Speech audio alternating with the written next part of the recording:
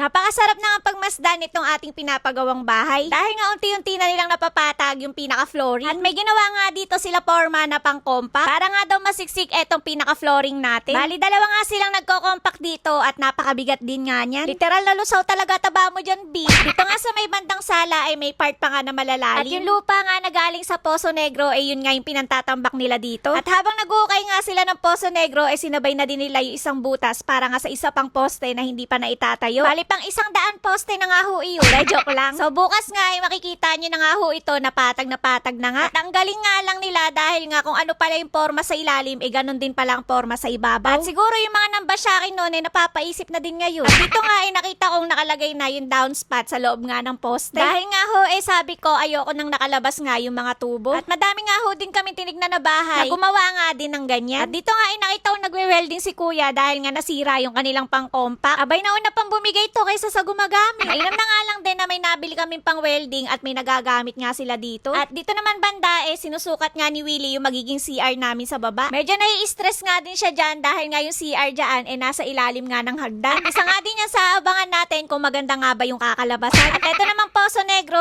ganitong kalalim na nga yung nahuhukay nila simula kahapon. At isa't kalahating tao nga daw ho yung lalim nito. At sana nga wala silang mahukay na kababalaghan dito. Halos patapos na nga yung pagtambak nila dito sa pinaka-flooring nga ng bahay. At medyo malalim pa nga yung tatambakan nila banda nga sa may dirty kitchen. At sana nga wag namin kapusin ng panambak para nga hindi dumagdag to sa expenses namin. At dito nga sa tinatayuan ni Willie at Foreman dyan nga yung magiging dining area namin. At banda nga dyan sa gilid yung magiging lanay namin. At isa nga din to sa nagustuhan kong layout nga nung bahay. Dahil nga yung unang design isang diretso nga lang. Unti-unti na nga ding nawawala yung mga tambak nga sa bandang harapan. Kaya kahit paano nga nakakakilos na nga rin sila ng maluwag. At baka nga bago matapos tong taon na to may mga pose na din to. Kaya naman ito na yung pinaka-aerial shot na araw-araw ngang inaabangan nyo. At mas lalo na nga din nakikita nga yung forma nga nung bahay. Bali, isang pose na nga lang yung hindi pa nila na itatayo. Pero hindi pa naman nila minamadali yun dahil yun lang naman yung magiging support ng kwarto nga ni Wilson sa second floor. Kaya nga medyo lalapad pa nga iyang bahay kapag ka nga naitayo na yun. At baka matapos na din nila yung Poso Negro bago nga din matapos yung taon. At alam nyo ba na pag alis nga nila dyan nagbudbud nga ako ng asin. Lahat nga ng parte na nasasakupan ng lupa namin binudburan ko talaga ng asin. Ay, ayoko na ng kamalasan, B. Abay, kung may holy water lang ako baka nilagyan ko din yan. Ganito na nga lang ho ulit yung update ko sa inyo ngayong araw. Kaya naman, wag mo akong kakalimutang i-follow. Bukas na lang ulit.